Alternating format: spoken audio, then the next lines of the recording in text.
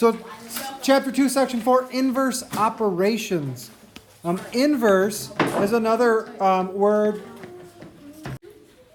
It's another word for opposite. So you could write opposite. It's an opposite operation. So you guys did the Explore on page 74. And we'll just kind of write down here what was going on there. So Friday, it told you to start with Friday. How many were on Friday? Oh, no. I've got my book. I'll tell you, it was 23. Okay, on Friday, 23 were made, which is 5 more than Thursday. So would I add 5 to that or subtract 5 from that? Subtract. Yeah, to get to Thursday, we'd have to subtract 5, which would give me 18. 18. And I'm going to write my subtract in a different spot, actually. I'm going to write it up here. Minus 5. To get to Wednesday, it says the day's output was only half of Wednesday. So Thursday was half of Wednesday.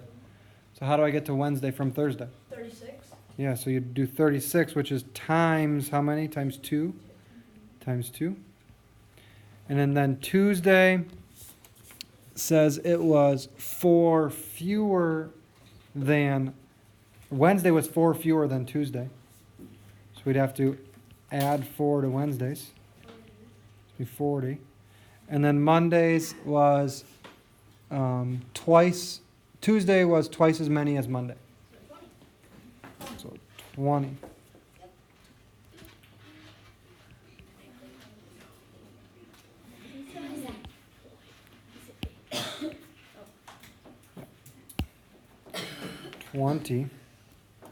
That's times 2. I wrote something wrong right here. It's not times 2. It's divided by.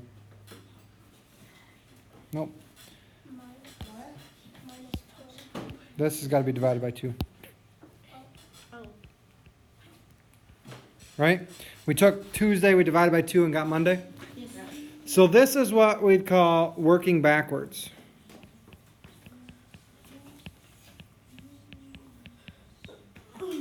All right, you worked backwards. You start with Friday. We took off 5 to get to Thursday. We times 2 to get to Wednesday. Added 4 to get to Tuesday and divided by 2 to get to Monday. The book gives you it the other way, right? They work forwards. They start with Monday and say Monday times 2. Tuesday to Wednesday minus 4. Wednesday to Thursday divided by 2. Thursday to Friday add 5. This is like the book here.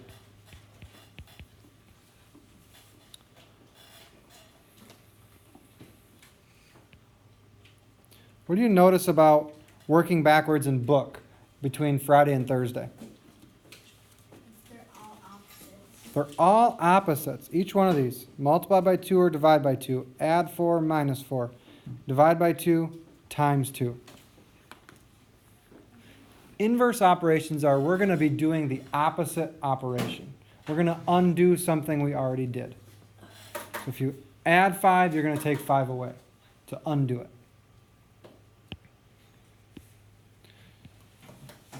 So if you were to take 4 steps forward, what would be the inverse of that? 4 steps backwards.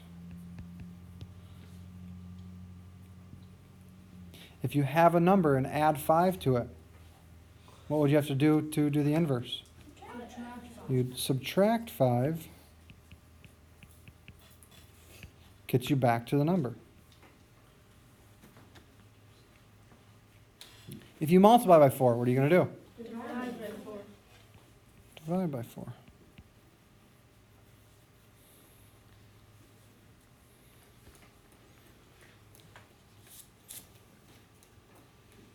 All right. Everybody pick a number. 4. Any number? Any number. 9. In the whole world. Any number. 12. 7. Okay. Put it in that first circle. That's too long. Yeah, you probably don't want to pick a huge number. 15. Ethan, what number did you pick? 40. 40. You might want a calculator for this, okay? I know the assignment says no calculator, but for this one, your numbers might get kind of big. Take your number. Add 3 to it. That you can probably do. So Ethan's is going to be 43. I don't know what yours is going to be. Then take your number and multiply by 5.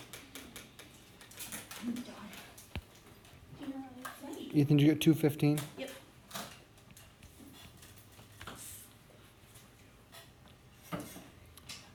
Then take that number you just got and divide by 5.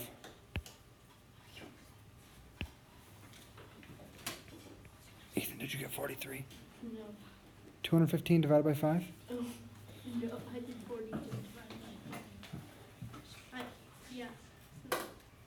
And then lastly, subtract from that number. Are you back at your original number? Yeah. So it's the inverse machine. Okay? So Why would you even need to do that? this one here, Back at square one. they undo each other.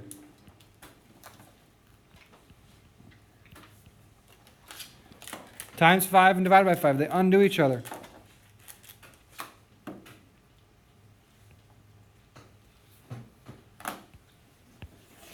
Plus 3 and minus 3 undo each other.